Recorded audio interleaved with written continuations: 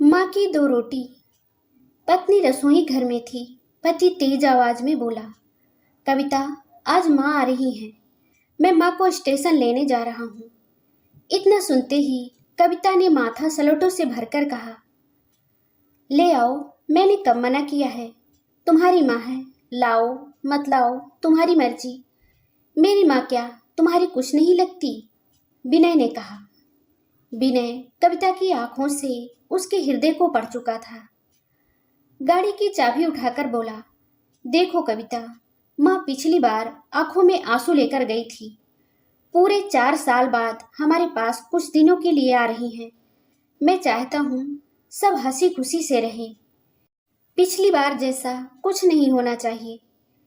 पिछली बार जैसा क्या? कविता आवेश में आकर बोली, तुम्हें क्या लगता है गलती मेरी थी? तुम अपनी माँ की गलती क्यों बताओगे? पूरी दुनिया में तुम्हें अपनी माँ से अच्छा कोई लगता है? तुम्हें तो हमेशा मुझ में ही खोट नजर आती है। तुम और तुम्हारा परिवार ही सही होता है। सारी कमियां मुझ में ही हैं। बस मैं इस दुनिया की सबसे बेकार बहू और बेकार पत्नी हूँ। विनय बोला, कविता, बेकार की बातें मत करो। मैं बस यही कह रहा हूँ, जितने दिन भी माँ यहाँ रहें, सभी लोग उनसे अच्छे से पेश आएं, उनके पास बैठें, उनका आदर करें, उन्हें समय दें। कविता गुस्से से बोली, ठीक है स्वामी जी, मैं घर के सारे काम काज छोड़कर बच्चों की छुट्टी करवाकर 24 घंटे तुम्हारी माँ के पास बैठती हूँ, ताकि तुम्हारी माँ को कोई शिकायत ना हो। तुम पागल हो क्या? विनय ने कहा, जो मैं समझाना चाह रहा हूँ तुम वो समझना ही नहीं चाहती। कविता फिर बोली, मैं सब समझ रही हूँ, तुम जो समझाना चाहते हो। पिछली बार भी तुमने सारा लेक्चर मुझे ही दिया था। अपनी माँ को तो कुछ नहीं कहा। तुम हमारी परवाह ही करते कब हो? मैं और मेरे बच्चे जाएं भाड़ में। तुम्हें तो अपने परिवार वाले चाहिए। चाबी मेज पर फेंक कर विनय गुस्से से बोला, तो यह सब मैं किसके लिए कर रहा हूँ? मेरी एक ही बहन है, उससे मिले हुए भी 2-2 साल हो जाते हैं। बाबूजी के जाने के बाद माँ गांव में अकेली रह गई, लेकिन मैं उन्हें यहाँ नहीं ला सका था, क्योंकि तुम नहीं चाहती थी। फिर मैंने भी तुम्हारी बात मान ली, ताकि तुम लोगों के जीवन में कोई डिस्टरबेंस ना हो। तुम कहती हो मुझे अपने परिवार वाले चाहिए। जिस बड़े भाई का हाथ थामकर इस शहर में आया था, जिन्होंने यह सब कुछ सिखाकर मुझे इस काबिल बनाया कि तुम लोगों का भरण पोषण बहुत अच्छे से कर रहा हूँ, उस भाई की मृत्यु के बाद कभी उसके बच्चों को 2 पैसे का सहारा नहीं दिया। और तुम कहती हो मुझे मेरे परिवार वाले चाहिए। माँ के साथ तुम लोग कैसा सुलूक करते हो, क्या मुझे पता नहीं? कविता तमतमा कर बोली, हाँ हाँ बोलो, मैं भी तो सुनूं कैसा सुलूक करती हूँ मैं तुम्हारी माँ के साथ। तो सुनो, विनय भी आज दिल की भड़ास निकालने की मूड में था। अछूतों जैसा व्यवहार, बच्चों को पास न जाने देना, बार बार माँ को कहना कि मेरे घर में रहना है तो मेरे हिसाब से रहो, जैसे ये घर सिर्फ और सिर्फ तुम्हारा हो, उसके बेटे का नहीं। माँ को यहाँ आकर भी अपनी 2 रोटियां खुद ही बनानी पड़ती हैं, तो धिक्कार है ऐसी औलाद होने पर। और सुनो, बचपन में मुझे रात में उठकर रोटी खाने की आदत थी। कभी ऐसा नहीं हुआ कि मैं रात में उठा और मुझे रोटी नहीं मिली।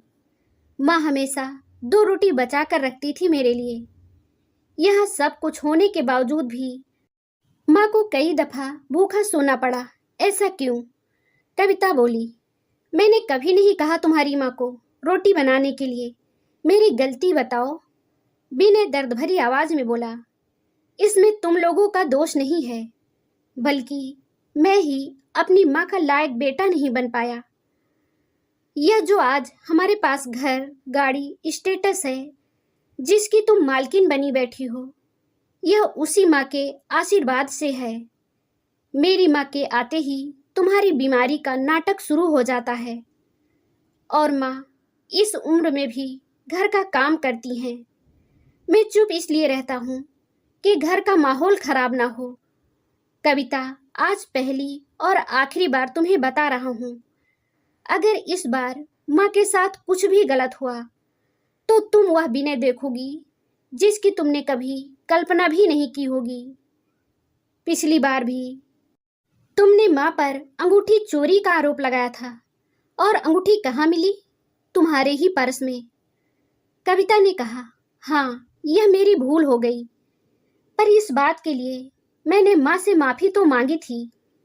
विनय ने रूंधे गले से कहा, तुम जानती हो, उस दिन माँ ने अन्न का एक भी दाना मुंह में नहीं डाला था। उनकी आंखों से जार जार आंसू बह रहे थे। फिर भी माँ का बड़प्पन देखो, उसने तुम्हें माफ कर दिया। विनय अपने मन में दबी टीस पूरी तरह से कह देना चाहता था। विनय का पहली बार ऐसा रूप देखकर कविता ने अब चुप्पी साध ली थी। वही दरवाजे के पास खड़ी माँ पहली बार अपने बेटे विनय को अपने लिए जिरह करते हुए सुन रही थी। माँ की आंखों में आंसुओं का समुंदर उमड़ पड़ा। माँ ने खुद को संभालते हुए दरवाजा खटखटाया तो देखा कि पूरे घर में अजीब सा सन्नाटा पसरा हुआ है। विनय ने अपने विवेक से सब कुछ बदल कर रख दिया। आज माँ को पहली बार लग रहा था कि मैं अपने बेटे के घर आई हूँ। दोस्तों, इस कहानी से हमें सीख मिलती है कि माता पिता की जितनी जरूरत हमें बचपन में होती है, उतनी ही जरूरत उन्हें बुढ़ापे में हमारी होती है।